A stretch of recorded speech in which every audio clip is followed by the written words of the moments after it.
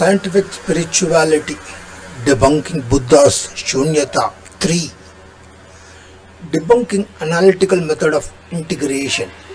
Scientific Rebuttal, Realism, Materialism, the Concept of Emptiness. Impermanence is not non-existence. The fact that an object can change form, gold bar to ring to statue, does not mean it is merely a mental label. The gold atoms actually exist as physical entities in space-time, independent of our perception. Their mass, charge, quantum states, and chemical bonds are objective and measurable. Objective properties are not just concepts. Gold dust is not a mere idea. It corresponds to a precise atomic number, 79, electron configuration, density, conductivity and reactivity. These are not arbitrary human constructs. They are experimentally verifiable facts of nature. Form and substance are complementary. A golden statue and a gold coin, differed in form, shape, share the same substance. Science accepts this distinction but doesn't treat the form as illusory.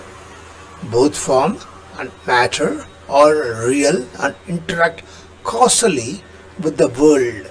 Example, a statue can hurt you if dropped on your foot. Continuity through change. Physics allows for persistence through transformation. Conservation of mass energy ensures that something remains. It doesn't reduce to mere mental projection. The gold persists even as its shape changes. Philosophical rebuttal against emptiness, meaning no essence. Conceptual classification is not mere convention. Saying gold is just a category overlooks that our classification tracks a real essence. Aristotle would argue gold has a substantial form, its nature as gold, which grounds when we can recognize it as a same thing under changing shapes. Dependence through does not mean non-reality. Buddhist thought often argues because X depends on causes and conditions, it has no intrinsic existence. But dependence is not illusion. A candle flame depends on wax and oxygen, but is still real. It produces light and heat, independent of whether anyone perceives it or not. Emptiness risks collapsing into nihilism. If all things are merely conceptual designations, why prefer one conceptual framework over another? This undermines the very claim of emptiness itself, because the claim must also be empty. To make a meaningful statement about reality, must assume at least some level of objective existence.